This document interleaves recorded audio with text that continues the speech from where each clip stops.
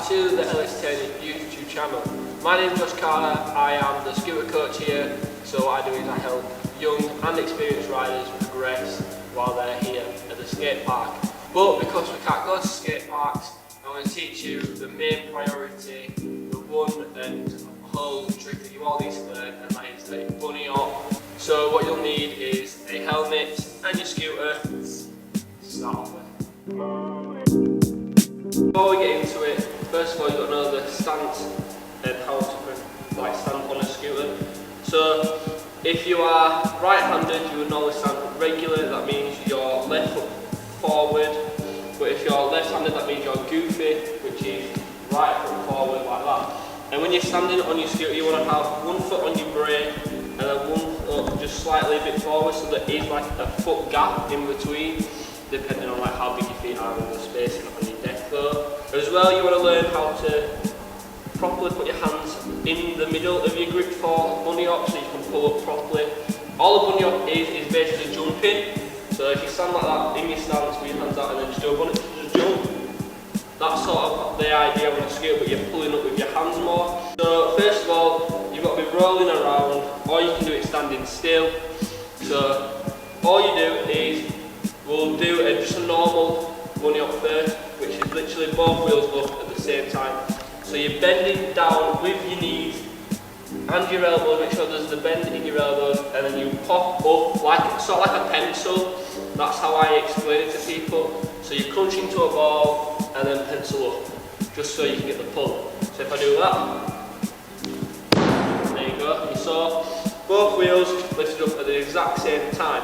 You've got to remember, some people maybe over exaggerate it when you first do it, so proper lean and pull into it. So if I over exaggerate it, just to get the practice, the muscle memory going, because that's a key point. You need your muscles to remember the movement, so that it becomes easier over time. And the more you practice it, the easier it's going to get. And then try it when you're rolling, so a little bit of speed, bend down, pop.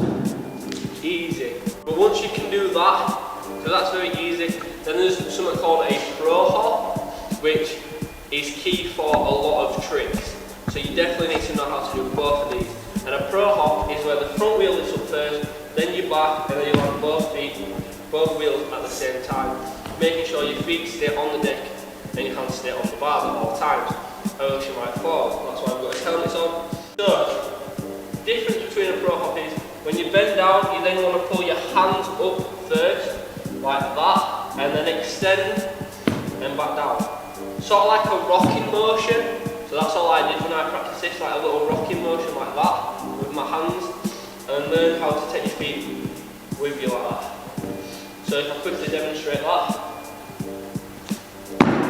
you can see there, sort of like a wave rocking motion. So you want to lean, pull up and slightly backwards, so then that gets the front wheel up, and then you want to straighten out back to level, so the back wheel comes up like that. Yeah? Practice the motion.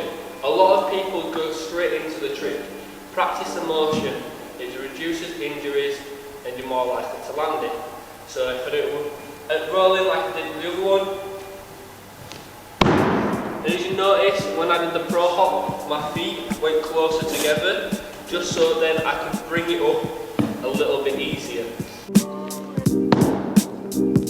Right, so quick recap and go over. You've got to remember that you are using both your hands and your feet. Don't just try to pull up with your hands, because then you're going to take your feet off, you know. And you don't want to just go with your hands, because then your front end's leaning too far down. You've got to remember they both work hand in hand together. Everyone progresses at a different speed, you know. Some people struggle with other tricks and some people struggle with other tricks, you know what I mean? So just take it at your own pace, figure out your style, you know, watch a few people riding, maybe try and learn tricks with your mates for motivation. That definitely helps me. And you know, make sure your scooter's all tight, you know, you're wearing the correct gear, and just remind yourself that you can do it and you will succeed.